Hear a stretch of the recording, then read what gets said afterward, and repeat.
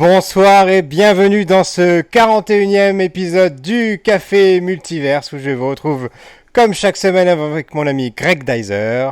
Bonsoir Salut Greg. Royep, comment ça va? Ça va bien et toi?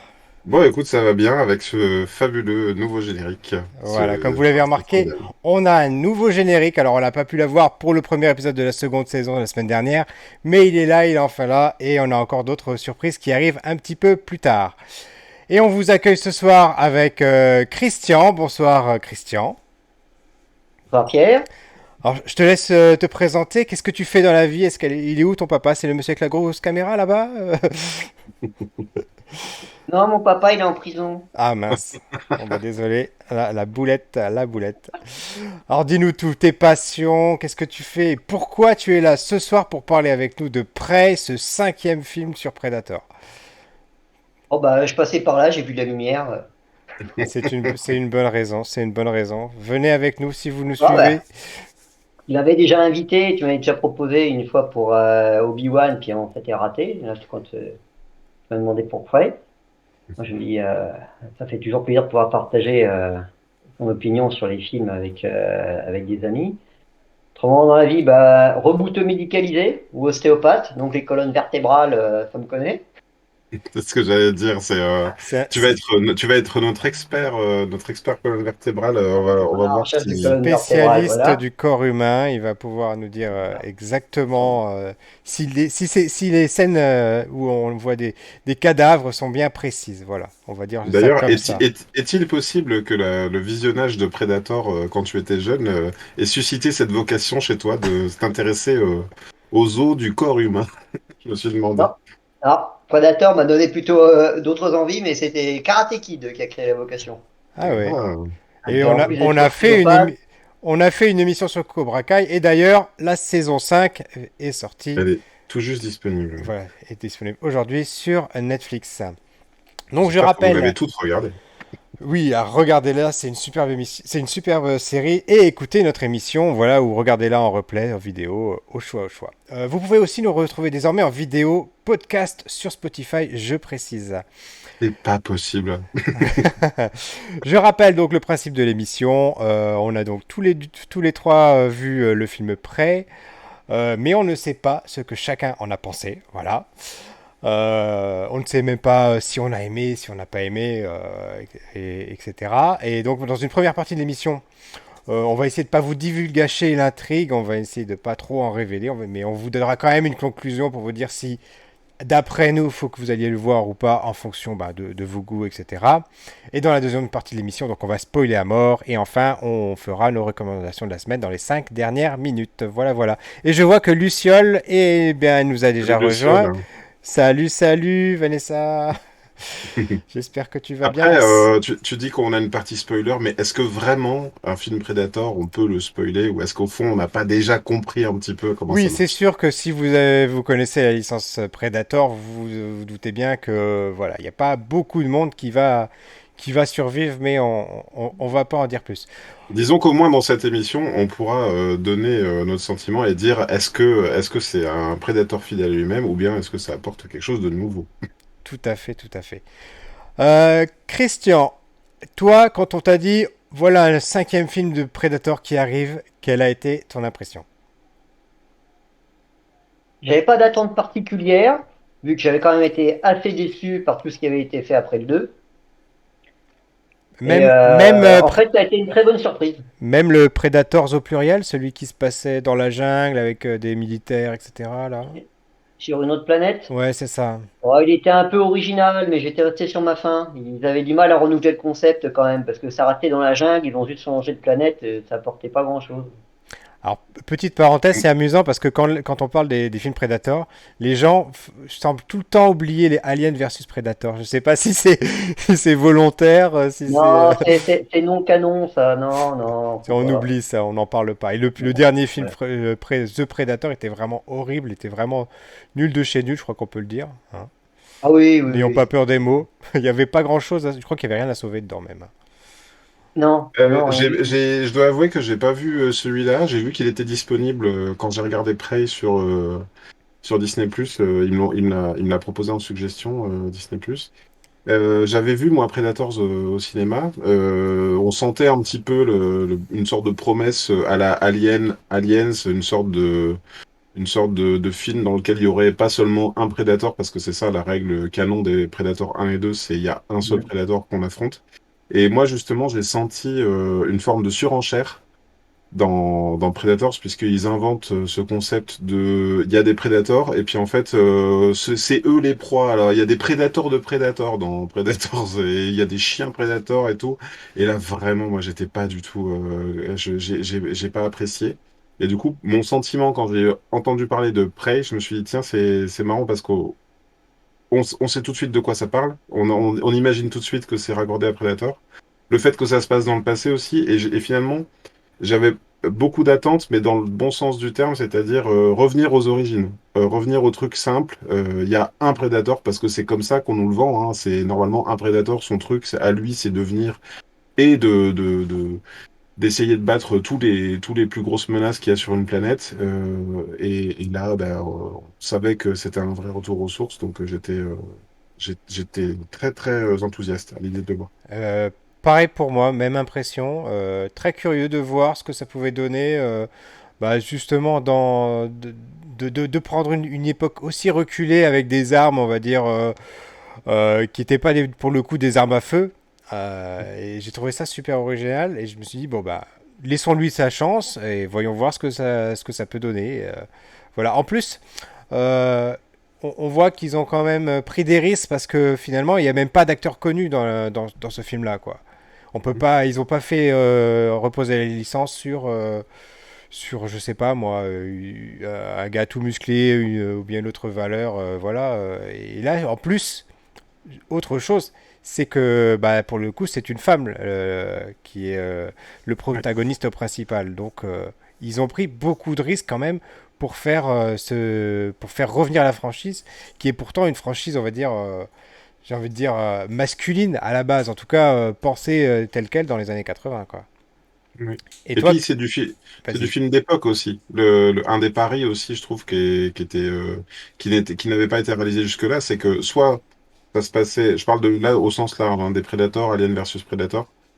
C'est peut-être même ce que je reprochais moi au Alien versus Predator, c'est que ça se passe dans notre présent finalement, alors que Alien c'est censé, enfin les aliens sont censés se passer dans un futur très éloigné de conquête spatiale et tout. Et moi je regrette presque qu'ils aient pas fait un vrai Alien versus Predator dans des vaisseaux spatiaux ou sur une planète. Alors bien sûr ils l'ont fait dans Predators, mais je trouve que c'est pas très réussi parce que ça ressemble juste à notre planète, à nous quoi. Et là, quelque part, il voyage autrement, c'est-à-dire que ça se place dans un film d'époque, quoi. Vraiment le côté, enfin, une époque qu'on connaît. Et à la limite, moi, c'est ça aussi que j'ai pensé pendant tout le film. C'est ça, j'ai pas arrêté de m'imaginer, tiens, et quelles autres époques on pourrait visiter. Parce que cette promesse-là, elle existait dès Predator 2, hein. À la fin de Predator 2, on avait le personnage comment il s'appelle? De Danny Glover qui rentrait dans un vaisseau alors qu'on n'avait jamais vu avant, c'était tout transparent et il voyait effectivement des reliques de notre histoire ou de moins d'une histoire d'habitants des États-Unis. Et donc là, on va dire qu'ils explorent, ils commencent à explorer ça. Et toi, Christian, le casting, le fait que ce soit un personnage féminin, ça t'a inspiré? Alors déjà oui, et le fait qu'il l'oppose à des Indiens qui à l'époque étaient quand même des pros de la traque. Donc quelque part, le fait qu'ils aient appelé le film 3, pouvait supposer qu'il y avait un petit peu une inversion des rôles. Il n'y a pas que lui qui allait traquer. C'est ça. Oui, Ça, c'était ça Et qui c'est m'a ce qui est aussi me dit, ça donnait un sous-entendu. peu cette impression-là. Ouais, alors on rentre pas trop dans les détails, c'est pas vraiment du spoiler, mais effectivement, elle a pas encore subi son initiation et elle recherche la proie qui va pouvoir lui faire passer de stade enfin, de simple membre de la tribu à chasseuse en fait, voilà.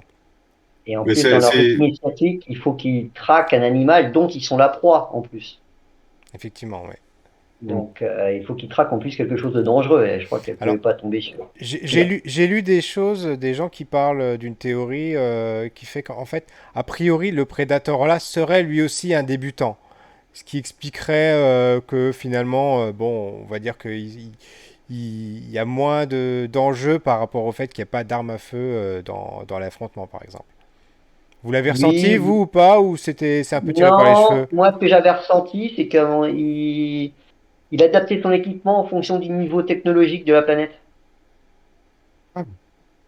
Là, Alors, il privilégie de- les armes blanches, il n'y a pas de canon à plasma, à une époque où l'arme la plus dangereuse, c'est un mousquet. Ouais. Hmm.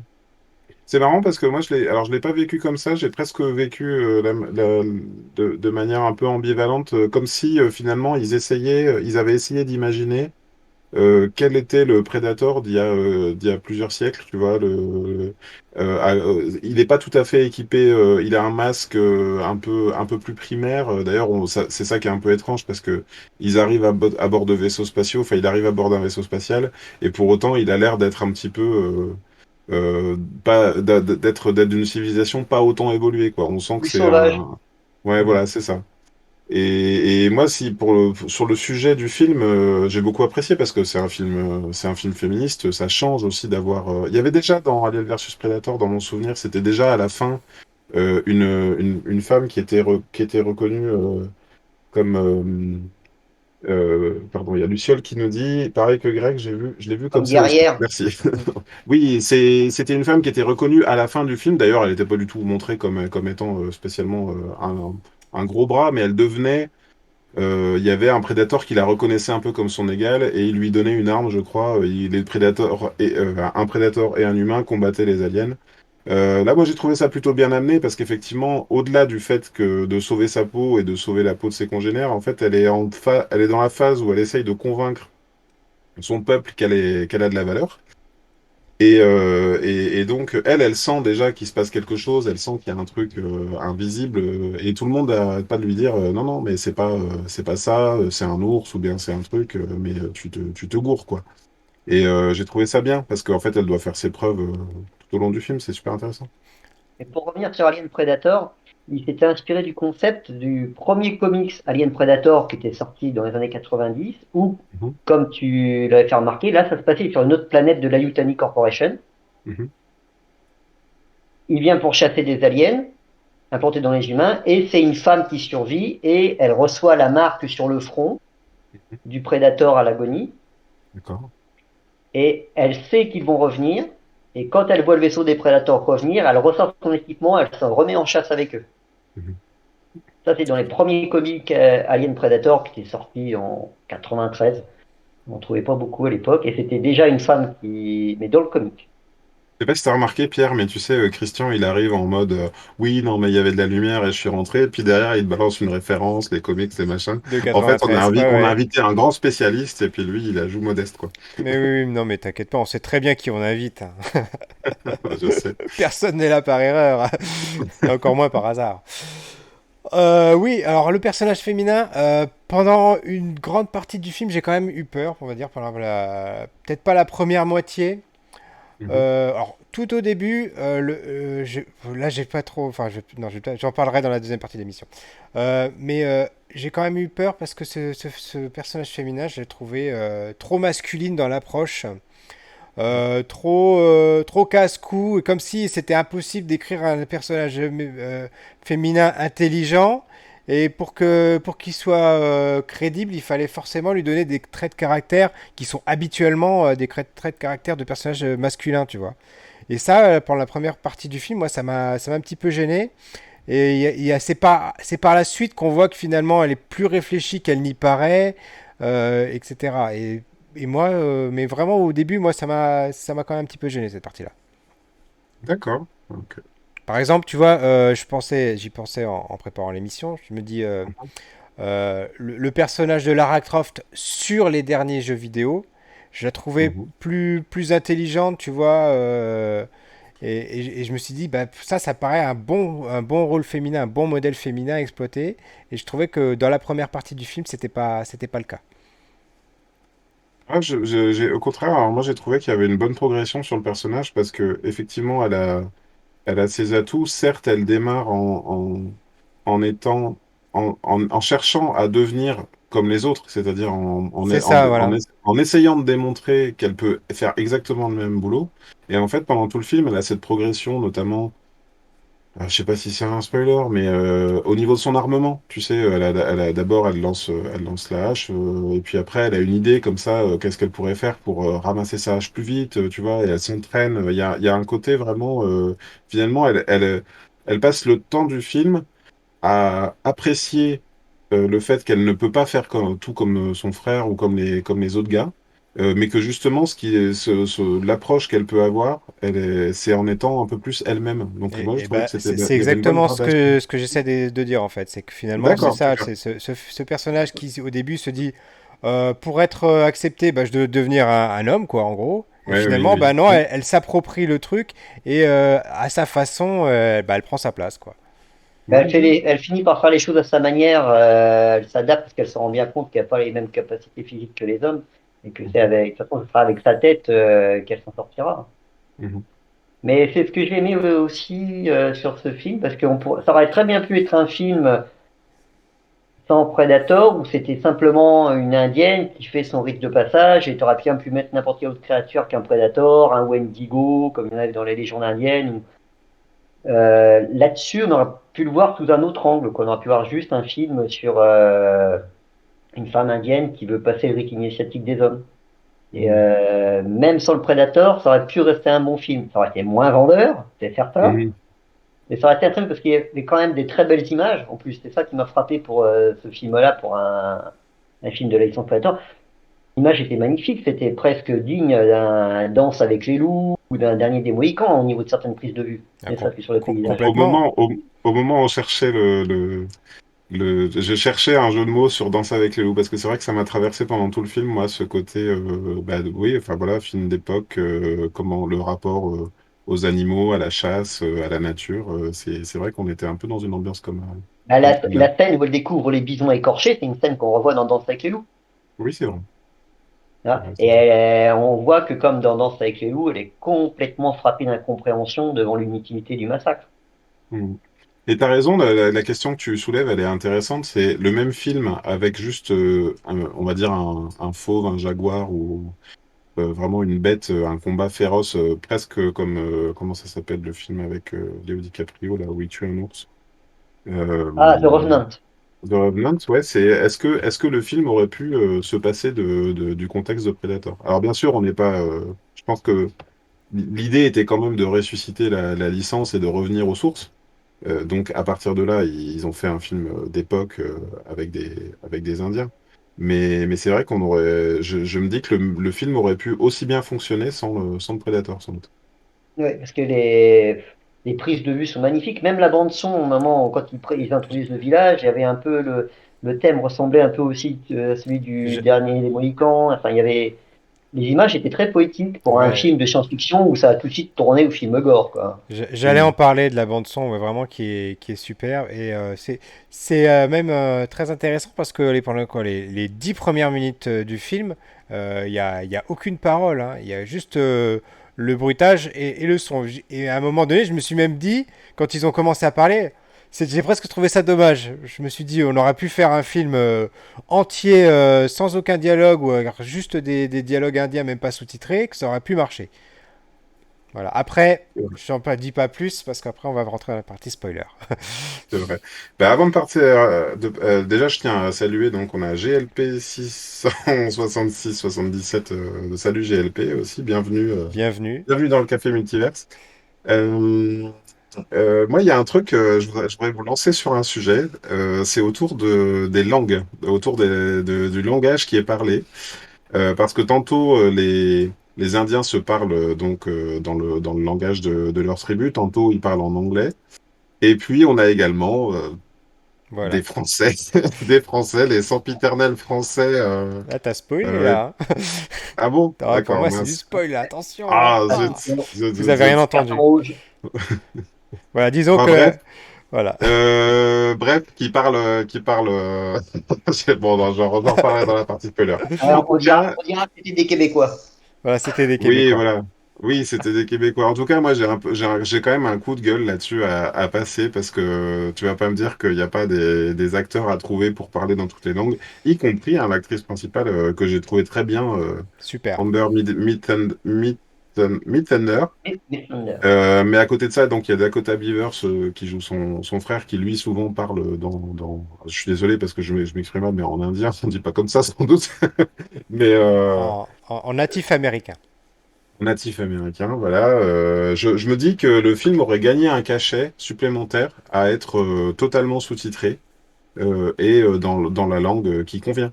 Hmm. Qu'est-ce que vous en pensez? Ouais, je suis d'accord avec toi. Après, est-ce que c'est un choix de se dire, on a déjà changé l'époque, on a changé le personnage principal, enfin on a changé tellement de choses que si on allait jusque là, est-ce que c'était pas déjà un pas de trop qui était peut-être pas prêt à faire la Fox par rapport à ça Si on n'avait pas été sur un film de SF, oui, mais ça, faut qu'on garde à l'esprit qu'eux, ils voulaient faire un film de science-fiction qui se regarde en mangeant du popcorn sans trop réfléchir, hein, pour un public Hmm.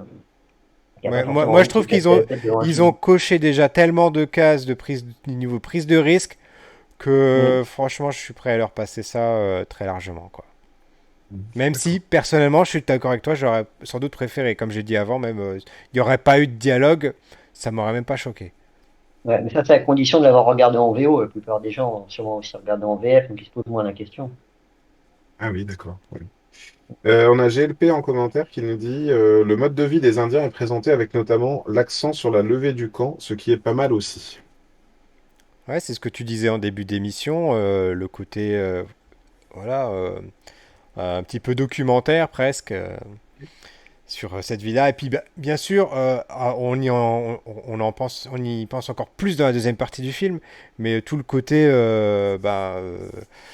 vie en accord avec la nature, etc. Je veux pas dire écologie parce que le mot est désuet tellement il a été mal utilisé, mais voilà, on sent qu'il y a une approche environnementale, la question environnementale, elle est très forte dans le film. Qu'est-ce que t'en penses, Mm. Christian? Oui, c'est vrai qu'on voit bien le mode de vie des Indiens, comment ils apprennent à se nourrir et se soigner par les plantes, avec une connaissance assez intime de la faune et de la flore. C'est-à-dire qu'ils sont dans la forêt, ils savent ce qu'ils doivent ramasser, tout de suite ce dont ils ont besoin, comment le préparer. Alors après, que ce soit avéré ou pas, non, mais c'est quand même bien montré là-dedans. Euh, Puis aussi leur rythme de vie, on voit bien qu'ils vivent pas à 100 à l'heure. Tout le monde se lève, tout le monde part travailler en même temps. On voit qu'il y en a qui sont préposés à la découpe du bois, d'autres à la cueillette des plantes, d'autres à la pêche. Oui, et puis il y a quand même aussi, même si ça reste moderne, ils essaient quand même d'être réalistes par rapport à la position du personnage principal, qui reste une femme. Donc, bon, même si j'imagine qu'il y avait probablement des tribus qui étaient peut-être plus en avance sur cette question-là, on voit, bon, globalement, on sent bien sa mère lui dit à un moment donné, t'es sûr que tu veux faire ça, c'est peut-être pas ta place, tu veux pas rester avec moi, etc. Voilà, donc elle essaie de la convaincre de rester une femme, entre guillemets, avec tout ce que ça implique dans ce mode de vie, quoi. Oui, ou une jeune adulte qui simplement, bah, pour le principe, elle veut faire parce que tout le monde pense qu'elle en est incapable. Et pour le coup, bah, on a des thématiques qui sont hyper modernes par rapport à tout ça, hein, que ce soit par rapport à son émancipation, par rapport à l'environnement, etc. Bah, c'est vrai que si tu fais la compilation de ça, c'est-à-dire la menace qui pèse sur eux, c'est-à-dire que leur mode de vie fait que un prédateur parce que c'est ça finalement le prédateur a presque la place que peuvent avoir les colons hein, sur le sol américain. Le féminisme, le rapport à la nature, c'est vrai que pour un film d'époque, on est quand même dans un ensemble de thématiques tout à fait actuelles, quoi. Donc, moi, je trouve que pour ça, c'est un film qui est bah, de son époque, en fait, hein, vraiment. Et du Mais coup, je pense pas qu'il ait été. vas-y. Pardon. Je pense pas que quand on regarde, j'ai revu le film une deuxième fois, il n'est pas tellement une menace pour la tribu parce qu'il va chasser que ceux qui sont armés et il finit par les chasser parce que elle se met à le traquer. Ouais, bien Il se sûr. retrouve sur le chemin du prédateur parce que elle s'est entêtée à le traquer et que là, effectivement, il se retrouve coincé. Autrement, il s'était jamais approché du village. Au début du film, on voit bien qu'il s'intéresse plus aux bêtes sauvages. Oui, Ouais, totalement. complètement. Pour lui, ils sont insignifiants, ils sont pas dangereux. Ils Voilà. sont trop faibles et voilà, leurs armes sont insignifiantes. Leur force physique par rapport à un ours, est insignifiante. Donc effectivement, pour le Predator, les humains sont pas une menace. Mais à la limite, ça rejoint un petit peu la question de la théorie tout à l'heure que tu évoquais, hein, que tu avais lu là, sur le fait que ça puisse être aussi un prédateur qui fait ses preuves. Dans un certain sens, ce prédateur-là, il y va graduellement aussi, hein. Il commence par vaincre des prédateurs dans la nature pour un peu démontrer qu'il est plus fort. Et il y va aussi morceau par morceau, hein, quelque part, jusqu'à affronter des êtres humains, finalement. Ouais. Donc, Est-ce qu'il avait déjà dû affronter, parce qu'à un moment, les Français le cherchent. Oui. et c'est sur ce mot que je voudrais connaître du coup votre avis sur le film. Bon, là, je crois que je pense que tout le monde a bien compris, on a tous aimé. Mm. Voilà. Est-ce qu'il y a quelque chose qui pourrait déplaire à un fan de science-fiction, un fan de Predator, ou bien est-ce qu'il faut vraiment être arriéré pour pas aimer ce film? Mon avis global, moi, c'est j'ai aimé Predator 1, j'ai aimé Predator 2, j'avais les VHS, hein, j'avais les deux VHS à l'époque, je les ai poncés toutes les deux. Le 2, à chaque fois, j'avais un petit regret parce que je me disais, moi, c'est quand même dommage qu'il n'y ait pas Schwarzenegger aussi dans le 2, tu vois, j'aurais adoré ça quand j'étais minot. Et à partir de là, pour moi, j'allais de déception en déception. Voilà. Que ce soit pour Predator ou pour le Alien versus Predator, je regardais en me disant, mais quelle catastrophe, quoi. Je suis allé au cinéma plein de fois. Donc là, pour moi, je vais pas dire que ça m'a réconcilié, tu vois, mais c'est ce que j'attends d'un Predator. Donc, et je te dis, maintenant, je me dis, ah, tiens, c'est marrant, à quelle époque il pourrait aller, dans quel pays, tu vois, et je verrais bien, moi, un Predator dans l'air et d'eau, tu vois, qui va castagner du samouraï. Maintenant, je me dis que tout est possible, quoi. Enfin, je sais pas s'ils vont le faire, parce que là, on est dans une économie de moyens, avec la nature, tout ça. On n'est pas dans des grosses reconstitutions d'époque non plus. Mais ça me laisse plein d'espoir pour cette franchise. Et toi, Christian? Beaucoup de fans ont réclamé plus qui se passerait justement au Japon, la période d'Edo ou la période Sengoku. Alors avec beaucoup des fans réclamaient Hiroyuki Sanada dans le rôle, Mhm. donc a priori ils y réfléchissent, d'après ce que j'avais pu voir. Ah, Pu lire. cool. Ah, bah, ce serait une bonne nouvelle. Oui, en tout cas, effectivement, hein, c'est un très bon film, une très bonne surprise. Mhm. Si vous aimez, si vous avez aimé les premiers Predators, il n'y a pas de raison que vous n'aimiez pas celui-là. On retrouve vraiment tous les éléments. On retrouve même quelques phrases typiques qu'on a pu entendre dans d'autres films de la franchise. Je vous laisserai découvrir si vous l'avez pas vu. Et on va passer sans plus attendre à la partie spoiler.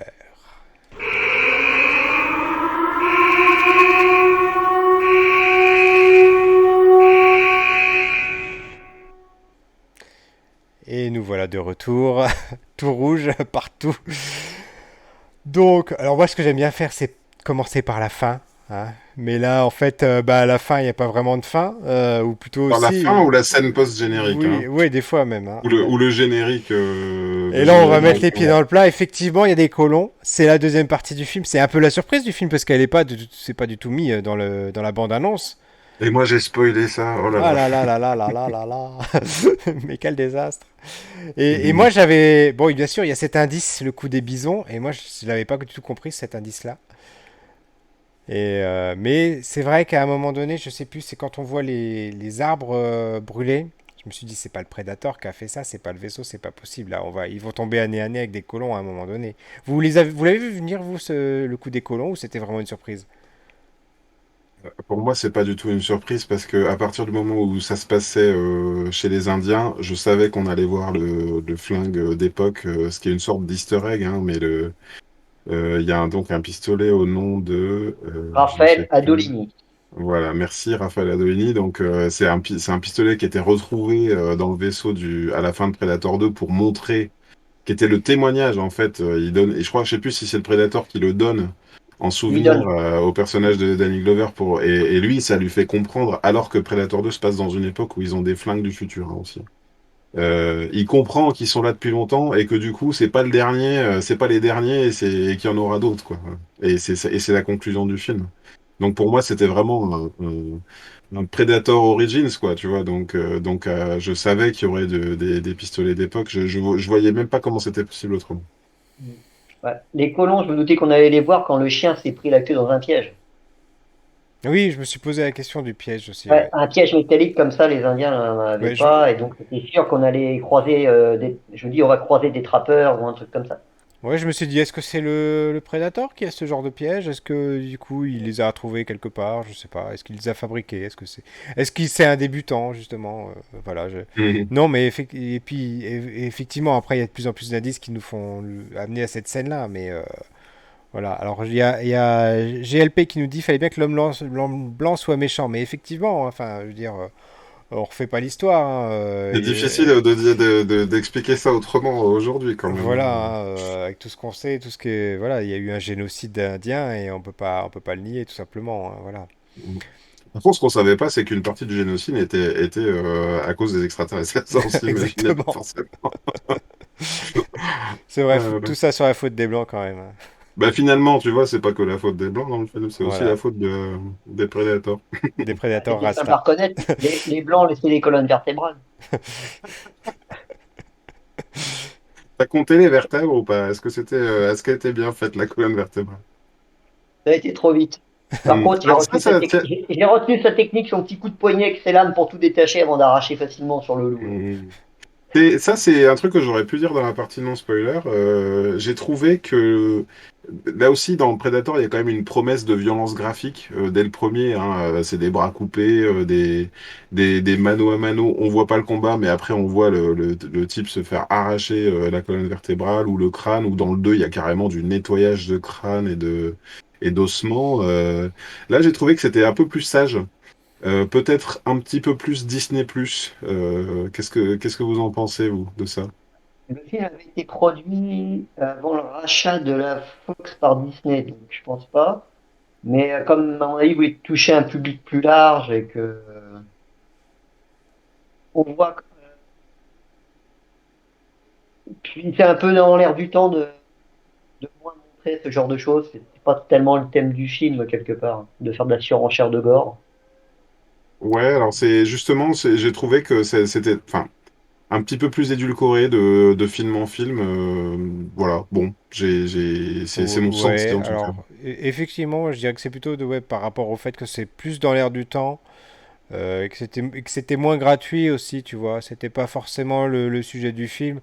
Dans les films d'action des années 80 de ce type-là, effectivement, surtout dans des périodes où il y avait des aliens et des aliens, Mhm. fallait fallait montrer que les mecs, enfin, ils se battaient pas contre des enfants de cœur, voilà. Et non, là, je pense que c'était pas le sujet du film, effectivement, et que c'est pour ça qu'on n'en Mhm. voyait pas plus que ça. Pour autant, je me rappelle, moi, si tu veux, ma découverte de ces films-là, ça s'est pas fait quand même. Ça s'est fait, enfin, à l'époque, quand j'ai regardé la première fois Predator, je me suis dit, oh là là, ça y est, je passe au cinéma un peu sérieux, quoi, mais sérieux au sens graphique, tu vois, je me demande même si j'étais pas un peu trop petit, tu vois, pour regarder ça. Là, j'ai l'impression qu'on est passé dans peut-être plus tout public, quoi. GLP dit, j'ai trouvé les scènes violentes plus lisibles que sur les autres films Predator. En tout cas, pour moi, violente et scène d'action beaucoup plus lisible que dans Alien versus Predator. Là, je te rejoins complètement, GLP, parce que pour moi, Alien versus Predator, c'est vraiment tellement mal filmé qu'on voit même pas ce qui se passe, quoi. On a Et- l'impression que le Ah, caméraman se bagarre avec les autres, à la limite. oui, puis je pense qu'il y a aussi une histoire de moyens. Certains Predator 2 montrait plus de sang et de gore que dans le premier, Mhm. mais c'était dans un contexte de guerre des gangs, avec des gangs mexicains qui sont déjà de nature super violente, et c'était un plus dans le thème de la violence urbaine. Oui, c'est vrai. Hmm, tout à fait. Et, le, et dans le premier, oui, c'était une histoire de moyens aussi, mais on voyait pas franchement le dépeçage. Il était suggéré dans le premier. Dans le Mhm. deuxième, on le voit, mais c'est avec un jeu de lumière dans le métro, quand il arrache la colonne vertébrale de Bill Paxton, là, et qu'il repart Ouais. avec. Là, même là, on le voit pas encore. Alors, dans celui-là, par contre, on voit bien le processus de nettoyage du crâne, comment il débarrasse le crâne de toute sa matière organique, avant de se le mettre à la ceinture. Mhm. Mais Mais c'est vrai que ça. Pardon, vas-y, Pierre. non, mais tu parlais de violence, mais finalement, quand j'y repense, je me dis que la scène quand même où il prend à partie les colons. Mm. Là, il s'en donne à cœur joie et ça va dans tous les sens et j'avais mal pour eux, hein. Mm. Donc, C'est vrai. et puis des fois, je trouve quand même, bon, après ça c'est un avis très personnel, ça n'engage à rien le film, mais je trouve que des fois, là, de suggérer, c'est beaucoup mieux que de montrer, parce que quand on montre, bon, bah, il n'y a qu'une façon de l'imaginer, alors que quand on suggère, là, du coup, on se fait des films et c'est ton imagination qui prend le relais et ça peut être encore pire. Tout à fait. Oui, comme dans les vieux films d'horreur ou d'épouvante en noir et blanc où ils n'avaient aucun effet spéciaux et tu avais juste une porte qui claquait comme dans la maison du diable et après tu fermais pas l'œil de la nuit, quoi. C'est ça. Mm. C'est vrai. Mais par contre, ce que j'aime beaucoup, c'est que entre les trois, on découvre toujours un nouvel aspect de leur arsenal. Mhm. Et Là, il quel... a un bouclier qu'on ne voyait pas dans les autres. Oui. Dans le 2, on découvre, alors, dans les deux premiers, il y a le canon à plasma, mais dans le deuxième, il a un frisbee qui tranche tout ce qui passe. Là, Mhm. il a une espèce de masse d'armes et un bouclier. Mhm. Voilà. Ça, Ils ça pensent à rejoint mettre ce de que nouvelles technologies. Ça rejoint ce que disait Greg tout à l'heure, ou Je c'était pense, plutôt, ouais. ouais, enfin sur le fait que c'était pas tout à fait la même époque, qu'ils n'étaient pas aussi évolués, peut-être un petit peu plus sauvages, voilà. Mm. Ou Il y a autre aussi chose partir du que... principe que chaque guerrier avait aussi ses armes de prédilection. On peut le voir ça comme ça.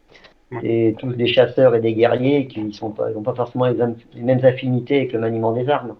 Ouais. Il y a un détail qui m'a plu, moi, je pense que c'était vraiment à destination de ceux qui connaissent bien Predator et qui connaissent bien le principe, c'est que elle se retrouve à la manière de Schwarzenegger dans le premier, elle se trouve dans la situation d'être recouverte de boue. Et on sait que dans le premier, c'est un enseignement qui tire de ça, c'est que comme il a une vision thermique, le Predator, en fait, il ne peut pas voir quelqu'un qui est recouvert de boue parce que il voit plus sa température, quoi. Et là où on s'imagine que ça peut être vraiment une redite de Predator 1, en fait, finalement, elle en tire un autre enseignement. C'est le fait qu'il y a un endroit boueux. Je crois que c'est à cet endroit-là qu'elle le conduit à nouveau pour qu'il se retrouve jusqu'au genou. Et ça, j'ai apprécié finalement que ce soit comme un petit clin d'œil, mais en fait, la résolution n'est pas la même, quoi. Finalement, il se passe pas exactement la même chose, quoi. Oui, ils sont pas tombés dans la facilité de lui redonner la même astuce. Elle va trouver avec ses plantes finalement le moyen de se cacher Ouais, en observant c'est et ça. en s'en rendant compte quelque part par accident. Oui, Tout à fait. Par contre, c'était très drôle justement quand il finit par marcher sur le gars, qu'il hurle et qu'il finit par l'achever. Ah oui. c'est une des autres grandes qualités de ce film, c'est que finalement il arrive à reprendre l'héritage Predator, mais il tombe jamais dans la facilité, c'est jamais des redites totales de ce qui a été fait avant. Alors à part cette fameuse phrase donc il peut saigner donc on peut le tuer, mais là c'est limite presque on l'attendait celle-ci. Enfin Mm. là Pour moi, là, c'est un gros, comment dire, c'est un gimmick là, c'est c'est un poke de scénariste pour dire, on revient aux sources, quoi. Voilà, on a compris. Ici, on va faire le film que les fans attendaient peut-être ou n'attendaient plus, par on ailleurs. l'attendait plus effectivement. C'est peut-être ça en Ouais, fait, c'est qu'on ne l'attendait plus, oui. et puis là où ils ont bien innové, c'est qu'elle retourne ses armes contre lui. Oui, tout à fait. Sa masse, son bouclier, Mhm. et finalement on va appeler ça son canon à fléchettes. Elle a Ouais. retourné toutes ses armes contre lui. Alors qu'à la base, elle avait un arc, des flèches et un tomahawk. Oui, mais un tomahawk avec une liane pour pouvoir pour pouvoir Ah, c'est le très mieux. ramener avec une corde. J'ai trouvé ça bien fait parce que je pense que dans la vie, ça marche pas du tout. Tu peux pas lancer un tomahawk avec une corde au bout, mais c'est bien filmé. Enfin, ça passe. Moi, j'ai trouvé ça cool. Et j'ai bien aimé l'avoir progressé. J'ai bien aimé la voir, en fait, finalement, la voir devenir la chasseuse et voir le prédateur devenir la proie. Et il y a même, c'est même assez drôle je crois que c'est son frère qui lui dit ça à un moment donné. Et il lui dit, si t'avais une proie à choisir, il fallait vraiment que tu choisisses. Et je trouve ça amusant parce que même ça démontre chez elle une forme d'irrationalité que probablement les mâles alpha de la tribu n'auraient pas eu, quoi. C'est-à-dire qu'ils auraient choisi une proie à leur taille, un fauve tout de même, mais une proie à leur taille. Et elle a dit, si je dois faire mes preuves, il faut que je ramène lui, quoi. Et voilà, comme ça, personne ne pourra lui tenir tête pendant un moment et C'est surenchérir ça. là-dessus. Jusqu'à ce que, et ça me tend la perche justement, jusqu'à ce que, générique de fin, vous avez donc regardé le générique de fin Mm. Oui, oui, on pendant l'a le temps. regardé en entier, oui. Voilà, Voilà. donc ils vont revenir. Bah, c'est-à-dire qu'il faut bien qu'ils récupèrent le pistolet à un Eh moment ben pour le oui! donner à Eh Hardigan à ben la fin oui! du jeu. Donc Eh d'une ben oui, manière ou d'une autre, ils vont le récupérer. Mais du coup, on ne sait pas si c'est pour s'il y aura vraiment une suite ou si c'est l'épilogue qui est expliqué dans le générique finalement, hein. Et que Ouais. il y aura un autre film qui va se passer au Japon ou que sais-je. Je crois que c'est tout et son contraire potentiellement. Cette fin, c'est une sorte de fin ouverte qui dit attention, les vaisseaux débarquent et il pourrait y avoir un praise, tu vois, c'est-à-dire Ouais, le suite, puisque c'est comme ça qu'on accorde. On dit pas Prey 2, on dira praise ou Alien et Aliens. Ouais. Et je me dis, je pense que c'est typiquement le genre de porte ouverte à une suite si jamais, parce que ça coûtera pas très cher à faire a priori. Bon, oui, ça c'est Soit une tactique de studio. c'est ça. Soit effectivement, ça peut se suffire à soi-même pour dire, bon, bah là, ils sont cuits, complètement cuits. Elle n'arrivera pas toute seule à combattre toute une armée de prédateurs. Ou peut-être qu'ils se sont posés pour juste discuter. Non, je crois qu'il... Comment ça se passe déjà dans le générique à la fin? Il tire dessus ou qu'est-ce qui se passe? Non, ils Non, font c'est juste rien, on voit non, juste les non, et on vaisseaux les arriver. voit. Ouais, c'est ça, on voit les vaisseaux arriver et puis Mais ça s'arrête là. dans la lignée des comics, Carrément resté Predator, ils vont simplement venir honorer le vainqueur. enterrer la hache de guerre. Mais en général, c'est ce qui, comme ça se passe à la fin du 2, hein, Oui, c'est ça. il, il tue son adversaire, il reçoit une récompense, et je pense que si c'est comme dans les comics aussi, il y en a eu beaucoup après sur l'univers de Predator, ils vont venir honorer le vainqueur. C'est Oui, ça qui manque hein, pour moi hein, dans les Alien versus Predator. Il y a pas cette dimension-là il y a toujours eu un côté surenchère. Ils sont plusieurs déjà. Déjà ça va pas pour moi. Le fait qu'il soit trois Predators dans Alien versus Predator ou plus encore, Mm. il y a un truc qui collait pas. Ah, il le présentait dans Alien, le premier Alien versus Predator comme un rite de passage. Mm. Là où c'était franchement ridicule, c'était dans le deuxième, en ville, où là c'est Mhm. devenu un slasher, ça massacrait de l'ado à tout va. Oui, oui. Alors là, on était dans un autre genre de film, tout à fait. On était Hein, même la plus dans blonde qui le. finit accrochée au mur avec un shuriken géant, moi j'ai trouvé ça génial, j'ai éclaté de rire. je l'ai pas vu celui-ci, je me suis pas infligé ça. Le 1 m'avait suffi, hein. Ah mais il te fera bien rire, hein, juste pour le côté comique En du gros, truc. oui, on était plus dans Souviens-toi l'été dernier ou ce genre de film, tu vois, ça se passe vraiment, genre, c'est des ados, enfin, il y a un ado, je crois, avec qui a son grand frère et il doit retrouver plein de gens dans une villa avec jacuzzi. Non, mais c'est vraiment, on est Non plus du mais tout. moi j'avais trouvé ça génial sur enchère, hein, dans la maternité quoi.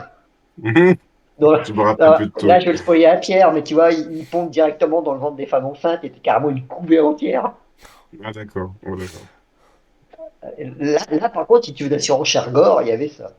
Sachant que Alien Predator 2. la surenchère d'Alien versus Predator 2, c'était que un alien avait pondu dans un Predator. Donc, Ouais, l'alien qui sortait était un hybride ouais. d'alien avec la peau comme un C'est ce que Predator. Et puis, j'adore, Ouais. c'est ce que j'adore dans ces bestioles-là, dans les aliens. Et en plus, une reine, Ah, si je une me souviens reine. bien. Un près d'alien. Eh bien, Ils écoute, appelaient ça le près d'alien. Christian, au prochain Alien, on t'invite, c'est noté, c'est c'est Oh, sûr. j'espère qu'il y a. Et Alors, voici. Alien, on va pas rentrer dans le débat parce que là, non. Voilà, non, on en a assez dit. Bon, en tout cas, voilà, je pense que dans cette deuxième partie de l'émission, vous l'aurez compris, on l'avait déjà dit dans la première, mais voilà, c'est un film à voir. Moi, j'ai eu la chance de le voir, je suis bien équipé chez moi, grand écran, home cinéma, etc. Mais ouais, ce que je veux dire, c'est par là, c'est que effectivement, il n'est pas sorti au cinéma, donc on n'a pas pu le voir dans les meilleures conditions. Tout le monde n'a pas pu le voir dans les meilleures conditions. Moi, j'ai eu cette chance de le voir du coup dans des conditions vraiment proches en tout optimal. cas. Mhm. Et c'était vraiment un régal à tout point de vue, hein, que ce soit au niveau de l'image, du son, du scénario, du rythme. J'ai passé vraiment un excellent moment et j'ai hâte de voir soit d'autres licences reprendre ce type de formule, ou on va reprendre les bons côtés des franchises et puis ramener du neuf. Voilà. Et là, il y a GLP qui nous dit en IMAX, ça doit être encore mieux. C'est sûr que sur grand écran, ça doit rendre terriblement bien. On ne saura jamais. C'est peut-être un. Je sais pas si on peut en débattre ici, si on n'a pas forcément toute l'expertise pour ça, mais est-ce que c'est pas regrettable finalement que ce film soit pas allé au cinéma? Ou au contraire, est-ce que c'est appréciable? Parce que quelque part, on en a beaucoup parlé hein, sur Twitter quand il est sorti. Moi, j'ai vu beaucoup de gens donner leur avis et tout, beaucoup plus que pour les films qui sortaient au cinéma à ce moment-là.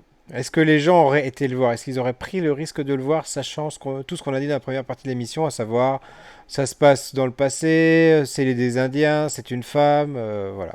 Bah, je pense que c'est le studio qui n'aurait pas pris le risque. Que, tout ce qui Mm. concerne les Indiens natifs, ils sont déjà très frileux, les Américains, là-dessus.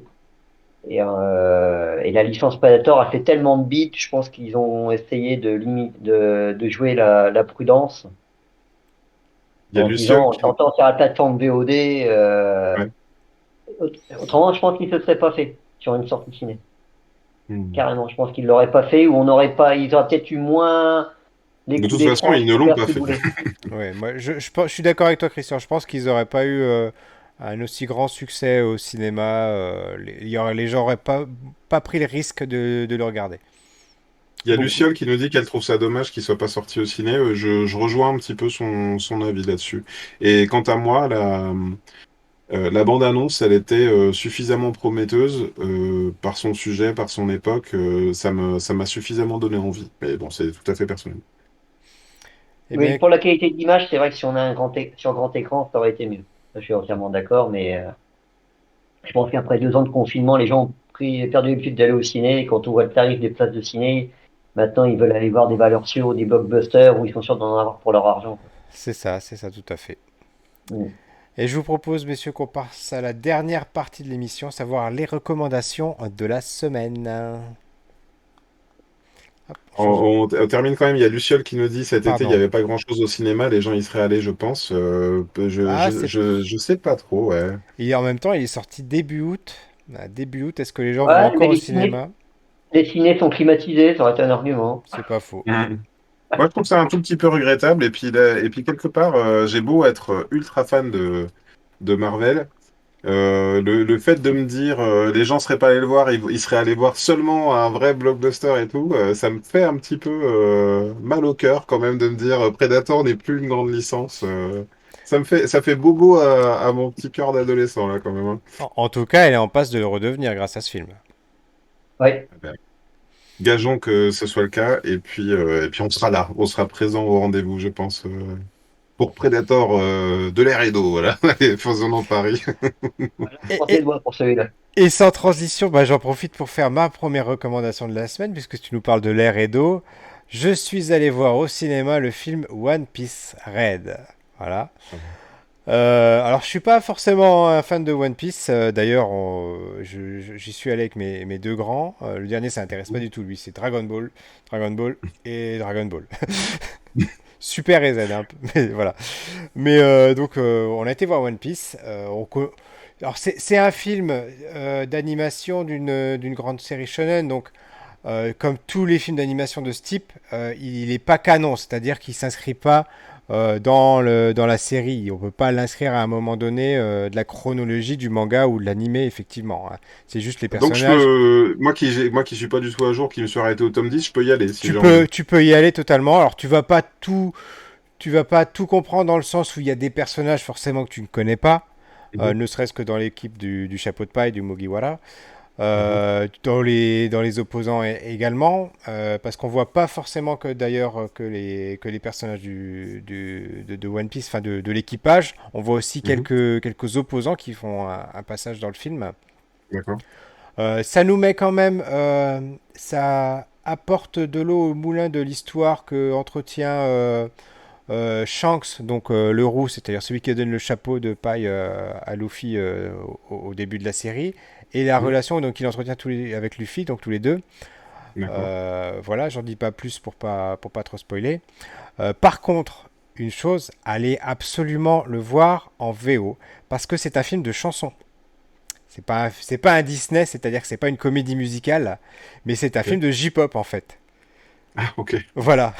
Donc le D'accord. protagoniste qui rencontre dans ce film est une chanteuse et il y a D'accord. beaucoup de chansons. Voilà. Et en français, c'est Oshi qui chante les chansons. Ah, Voilà, ok. merci. Je ne veux pas faire de débat sur Oshi. Si vous aimez Oshi, tant mieux pour vous. C'est pas mon cas. Mhm. Mais elle n'a pas le niveau, je suis désolé. Vous pouvez le tourner dans tous les sens. Elle n'a pas le niveau de Ado, qui est la chanteuse japonaise qui interprète ses chansons. Elle n'a pas le coffre, elle n'a pas l'émotion dans la voix quand elle chante ses chansons.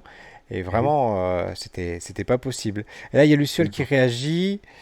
Moi, ça fait 15 ans que j'ai arrêté One Piece. Ça passe clairement pas. Je veux pas être à jour, voilà. Et elle dit 15 oui, si ans. on n'aime pas la J-pop, ça passera pas. Effectivement, si vous aimez pas la J-pop, c'est pas un film pour vous, faut le savoir. D'accord. Bon, autant j'étais de tout cœur avec Oshi quand il y a eu cette polémique sur le gars qui On disait est qu'il fallait d'accord. qu'elle donne ses chansons à... Je vais même pas citer le nom du type, même si de toute façon je me rappellerai pas, mais qu'il fallait qu'elle donne ses chansons à des nanas plus jolies. Mais j'avoue, je suis pas très fan de sa musique. J'ai essayé, hein, je suis allé écouter un album complet, J'ai mais... comparé, j'ai quand même écouté ce qu'elle avait donné, ce que ça donnait en français, mais Mhm. c'est pas ça. C'est-à-dire qu'on a l'impression elle fait le job, quoi. Elle est payée pour chanter les chansons en français, Mhm. mais ça s'arrête là. On C'est sent quand même les mêmes pas. chansons originales. C'est Enfin, je les veux dire, mêmes c'est quand même chansons les... originales, c'est la même musique. D'accord. Ils ont changé les C'est paroles et c'est en important, hein, parce français, qu'il bien sûr. il y a des adaptations françaises où ils mettent carrément d'autres chansons Non, à la non, place. là c'est la même musique. Ouais. Voilà. Ok, très Et bien. petite cerise sur le gâteau, c'est un Français qui a fait le mixage son du film, Grégory Germain. Voilà, un autre Ok, Grégory. Un Français qui travaille au Japon pour le coup. Voilà.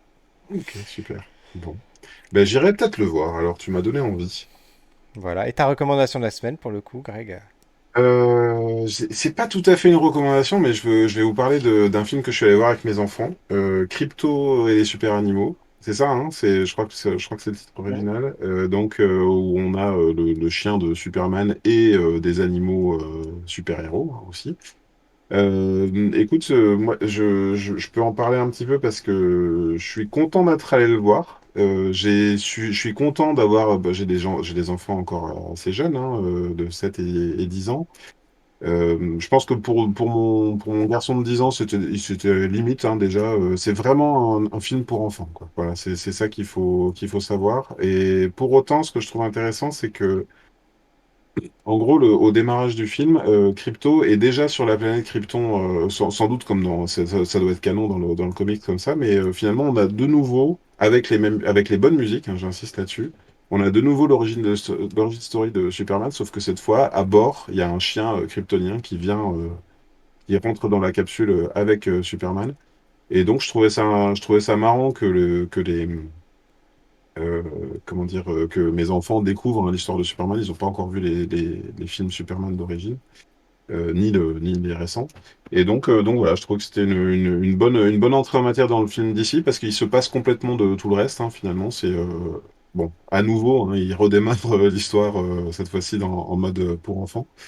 Et par contre, j'ai un coup de gueule sur la VF, parce que pour tout dire, mes enfants, avec moi, ils regardent koh et il y a Denis Brognard, le présentateur de koh qui fait Lex Luthor, mais j'hallucine qu'on n'ait pas redoublé avec quelqu'un, en fait, avec un comédien, parce que là, c'est pas du tout un comédien, il sait pas, il fait une voix d'animateur sur Lex Luthor, donc ça marche pas du tout. Et la grande méchante de l'histoire, qui est un cochon d'Inde, est doublée par Muriel Robin, qui là fait sa meilleure prestation des Visiteurs 2 pour le méchant. Hein, ouais, quand elle a remplacé Valérie Lemercier avec une voix prout aristo, quoi. C'est atroce. Moi, j'ai passé tout le film à râler, à l'écouter comme ça, à faire sa voix. Je comprends pas. Il y a un peu, pour moi, il y a eu un gros problème dans ce casting. Ils ont mis des célébrités, hein, parce que là, on est Muriel Robin, il fallait quand même aller la chercher pour un film pour enfants. Et voilà. Donc, je sais pas s'il est visible en VO, mais à choisir, je vous recommanderais d'y aller en VO. Mais avec les enfants, c'est particulier. Christian, on termine par toi. On avait commencé par toi, on termine par toi. Alors, des recommandations, ben, j'en ai deux. Hmm. Alors, bonne surprise, je connaissais pas du tout l'univers, c'est Sandman sur Netflix. en Mhm. série, pas du tout. Je ne sais pas si vous aviez déjà abordé le sujet dans l'émission. Pas Très bonne non. surprise, tant au niveau de l'écriture que de l'esthétique visuelle. Donc finalement, je me suis intéressé à la BD après coup, où on se rend compte quand même que sur certains chapitres, c'est assez fidèle. C'était la bonne surprise. Je ne sais pas du tout à quoi m'attendre. Tu l'as déjà regardé Et en entier? T'as regardé tous les épisodes? oui, D'accord. ouais, et je recommande. Il y a une ambiance. Ça traverse les époques. Si vous l'avez pas vu, je vais pas spoiler, mais voilà, c'est réadapté d'un roman graphique. Alors, je spoil pas trop en disant qu'on c'est dans l'univers d'ici, donc même s'ils ont dû changer les acteurs, on croise le chemin de Lucifer Morningstar, mais rien à voir avec celui de la série. Mhm. D'accord. Donc, je le recommande. C'est une très bonne surprise. Ok. Ouais, effectivement, moi je l'ai commencé aussi et j'accroche pas mal, hein, franchement. En fait, il y a une émission qui est prévue sur Sandman et pour l'instant, j'ai pris du retard. J'ai pas commencé à regarder. Mais c'est bien qu'on en parle parce que ça va peut-être me motiver un peu plus à le regarder. Tu disais que tu avais une autre recommandation ou pas? Oui, alors, même si c'est pas parfait, ils ont le mérite de le faire. Je suis un fan inconditionnel de Tolkien, Les Anneaux du Pouvoir. Ah, bon, voilà. Très bien. Bon, je connais l'univers de la Terre du Milieu sur le bout des doigts. Ok, d'accord, ils font quelques infidélités, mais comme toute adaptation, il faut bien réussir à développer la chose pour écrire une histoire. Donc, ils ont réadapté une partie du Silmarillion, qui est l'œuvre de Tolkien qui concerne toute la création et la mythologie de la Terre du Milieu. D'accord. D'accord. Mais de toute façon, on a Alors, une émission prévue sur cette série, voilà, au mois d'octobre. C'est marrant parce que moi, je discute quotidiennement avec des auteurs de BD en atelier virtuel sur Discord. Et la discussion du moment, c'est ça. C'est alors plutôt House of Dragon ou plutôt les anneaux, pardon, les anneaux, comment ça s'appelle exactement? Vous Les dites Anneaux du Pouvoir. les anneaux du pouvoir. Et il y en a même il y a même quelqu'un qui a tranché en disant, ah ben moi j'ai bien aimé Sandman, quoi. Voilà, donc on sent quand même voilà, on est bien dans le sujet du moment. Il y a quand même GLP qui nous dit en commentaire impeccable pour s'endormir, Sandman, avec un acteur qui se la joue Robert Pattinson. Voilà, donc Oui, écoute, je vais te effectivement, faire ça. il lui ressemble.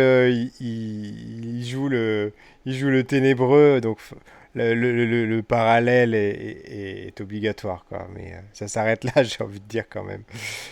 Du coup, je termine avec une dernière question pour toi, Christian, puisque tu nous parlais des comics Predator. Est-ce que tu aurais un comics Predator à nous recommander avant qu'on se quitte?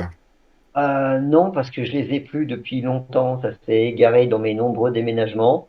Tu sais si ça Euh, existe, des rééditions récentes, des compilations, des choses comme ça? alors ça, faut aller dans les boutiques. Moi, j'avais l'habitude d'aller chez Album rue des Écoles à Paris. Ok. Alors là, tu rentres là-dedans, tu as des comics partout, mais ils ont même d'ailleurs 4 magasins. Il y en a un à chaque coin du Carrefour. D'accord. T'en as un, je recommande d'aller là-bas. T'en as un, c'est dédié aux comics. Il y en a, c'est au manga. Il y en a un aussi pour tout ce qui était BD à l'européenne, notre fameux format habituel. Ils ont une boutique pour chaque. Très bien. Donc il faut aller chiner là-bas. On doit pouvoir en trouver sûrement à lire en scan. Je ne me suis pas trop penché sur la question. Donc je ne me souviens plus des titres. Mais ouais, c'est là qu'il faut chercher. Si on veut avoir le comics en physique, voilà. Surtout que je pense que ça va être réédité vu le succès de près. C'est fort probable. De près ou de loin. Oh, elle était facile. Et Oh, elle était c'est facile. sur cette superbe blague que nous allons nous quitter pour ce 41e épisode du Café Multiverse. Bah, Christian, merci encore de t'être joint à nous. Et puis ce sera avec plaisir qu'on t'accueillera à nouveau. Et ce serait bien, vraiment, sincèrement, si nous sortent une série ou un film en rapport avec Alien, ce serait super que tu viennes. Ça bouclerait la boucle, je trouve. Voilà. Mhm. Ah oui. Ouais. Mais je reste dispo pour la Terre du Milieu. Ça, par contre, c'est mon univers de prédilection. Ah, Et bah, puis zut. j'ai cru On- noter aussi, Pierre, qu'il avait un t-shirt Dragon Ball aussi, hein. Effectivement. Je sais pas s'il y a un film Dragon Ball qui sort au cinéma prochainement, mais Effectivement. Et on n'a pas encore J'ai d'invité que. entendu parler. Il y aurait des choses à dire, effectivement. En tout cas, merci à vous deux, merci à GLP, merci à Luciole, merci à tous celles et ceux qui nous ont Ah, regardés, qui n'ont pas forcément commenté. pardon. Oui, vas-y, dis-moi, qu'est-ce qui se passe? Bah oui, parce que qui dit nouveau générique dit quand même le générique, il s'est pas pondu Ah tout oui, seul. bien sûr. Hein, le générique, on a passé commande auprès à notre invité. Rappelle-moi sur quel film, Pierre, sur la comédie musicale là. TikTok Flûte. Boom. Ah, tic tic, voilà, tic Tic, tic boom. tic. Euh, Julien Limon qui dirige le studio Cord et donc dans son studio il nous a confectionné ce générique que vous allez entendre à la fin et voilà on est très très fiers parce que on avait une musique d'emprunt jusqu'ici et cette fois-ci c'est notre générique à nous grâce à lui. Merci à lui Julien, merci au studio Cord KORD à Lyon qui bosse pour TF1 plein de trucs, ils font plein de musique pour les pubs et tout. Voilà, c'est une référence à Lyon et partout en France. Voilà. Et je finis pour vous dire aussi que je vais vous spoiler, puisqu'on est encore dans la partie spoiler, mine de rien, mais on aura bientôt un ending qui nous a justement composé. Et en attendant de pouvoir l'installer dans cette émission, parce qu'on l'a reçu ce soir, donc on n'a pas encore eu le temps de le mettre en image, on termine cette émission avec ce nouveau générique, ce nouvel opening composé par Julien. Voilà. Bonne soirée à tous et à la semaine prochaine. Ciao, ciao! Salut!